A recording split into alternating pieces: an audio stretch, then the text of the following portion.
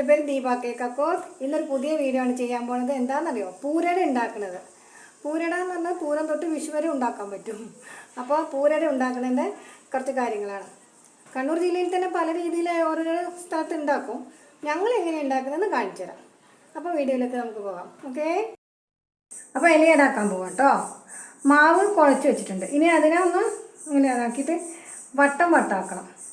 ഇതുപോലെ ഇങ്ങനെ എനിക്ക് ഷൂട്ട് ചെയ്യാൻ പറ്റുന്നുള്ളൂ കേട്ടോ. അപ്പോൾ ഇതിങ്ങനെ വെച്ചിട്ട് ഞാൻ കാണിച്ചു തരാം കേട്ടോ.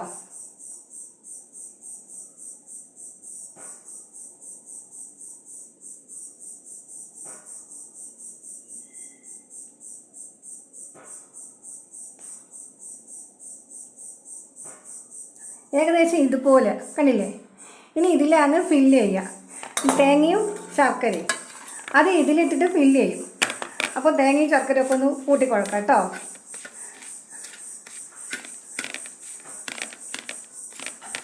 ഇതിൻ്റെ ഉള്ളിൽ തേങ്ങയും ശർക്കരയും ചേർക്കുക. ചില ആളുകൾ പഞ്ചസാര ചേർക്കും. ഓക്കെ, ഞങ്ങൾ തേങ്ങയും ശർക്കരയാണ് ചേർക്കുക, ബെല്ലം. ഓക്കെ, അപ്പോൾ കുഴച്ചിട്ടുണ്ട്. ഇനി ഇതിൻ്റെ ഉള്ളിൽ ഫില്ല് ചെയ്യും. നല്ല ഇതുപോലെ എടുത്ത് വയ്ക്കും. കണ്ടില്ലേ? എന്നിട്ട് ഇതിങ്ങനെ നമ്മൾ ജോയിൻ്റ് ആക്കി. ഇതിൻ്റെ ഒന്നും ആവശ്യമില്ല കേട്ടോ. ഇതിൻ്റെതായ അച്ചൊക്കെ ഉണ്ട്. അതൊന്നും വേണ്ട. ഒക്കെ പെട്ടെന്ന് ഇൻസ്റ്റൻ്റായി ആക്കണ്ടല്ലോ. ഓരോന്നൊക്കെ ചെയ്യുമ്പോൾ നമുക്ക് ഒരു പാരമ്പര്യ രീതിക്ക് അനുസരിച്ച് ഉണ്ടാക്കാം, അത് വിചാരിച്ചിട്ടാണ്. അപ്പോൾ ഇതിങ്ങനെ നല്ല രീതിയിൽ ഇതൊന്ന് അടച്ചു വെക്കുക. ഓക്കെ, ഇതായി. ഇനി ഇതിനെ ഇലയിലാണ് വെക്കുക. ഇലയിൽ എന്ത് ഇല? പ്ലാവിലാണ്ടില്ലേ? പ്ലാവിൻ്റെ ഇല.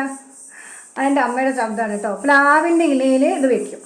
അപ്പോൾ നമ്മൾ ഇതെന്താ എടുത്തോ, ഇത് തന്നെയല്ലോ പ്ലാവിൻ്റെ ഇല ഒക്കെ കഴുകി വൃത്തിയാക്കി. അപ്പോൾ ഇതിങ്ങനെ വെക്കും. കണ്ടില്ലേ? എന്നിട്ട് ഈർക്കിലിയുണ്ട്, ഈർക്കിലി വെച്ചിട്ട് ഇതുപോലെ വയ്ക്കും. കണ്ടോ? ഈർക്കിലി വെച്ചിട്ട് ഇതുപോലെ സെറ്റപ്പ് ആക്കും. എന്നിട്ട് ഇതിൽ വെക്കും. ആവിക്ക് വെക്കേണ്ടതാണ്ടേ, ആവിക്ക് വെക്കാൻ വേണ്ടി ഇവിടെ വയ്ക്കും. ഓക്കെ, അപ്പോൾ ഒന്നും കൂടി എടുത്തിട്ടാക്കാം. എന്നിട്ട് പിന്നെ നമുക്കത് ആവിക്ക് വെച്ച് ഉണ്ടാക്കി കഴിഞ്ഞിട്ട് കഴിക്കുന്നത് കാണാം. നല്ല ടേസ്റ്റാണ്.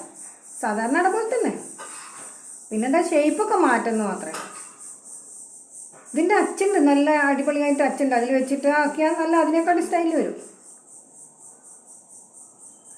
ഓക്കെ, അപ്പോൾ രണ്ടാമതും ആക്കി ഇനി ഇതിൻ്റെ അകത്ത് ഇത്തിരി തേങ്ങ ശർക്കരയും ചേർക്കുക.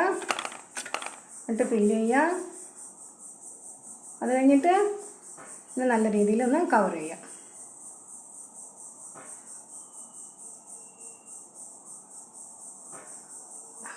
കവർ ചെയ്തില്ലേ? ഇനി മാവിൻ്റെ ഇല എടുക്കുക. പ്ലാവിൻ്റെ ഇല തെറ്റിപ്പോയി. പ്ലാവിൻ്റെ ഇല എടുത്ത് അല്ലേ ഈർക്കിൽ വെച്ചിട്ട് കവർ ചെയ്യാം. അങ്ങനെ ഇത് മുഴുവനാക്കിയിട്ട് ആവിക്ക് വെക്കാം. ഓക്കെ, ഇത് ഒന്ന് ആവിക്ക് വേവാൻ വെക്കാം.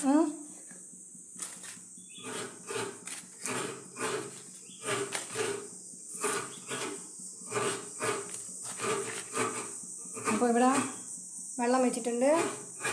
ഇങ്ങനെ വെച്ച് നമുക്കിതൊന്ന് അടച്ചു വെക്കാം.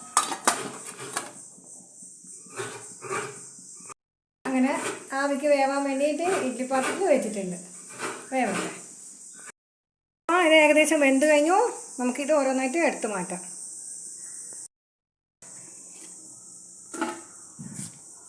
ആവി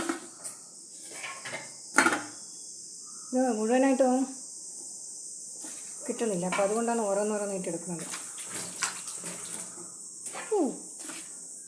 ഇനി ഇതൊന്ന് നമുക്ക് ടേസ്റ്റ് ചെയ്ത് നോക്കാം. അങ്ങനെ ഇലയടി ആയിട്ടുണ്ട്.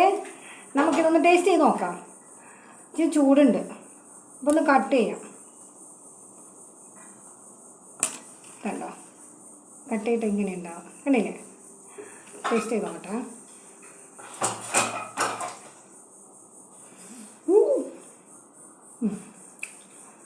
തേങ്ങയും ശർക്കരയൊക്കെ ഉള്ളതുകൊണ്ട്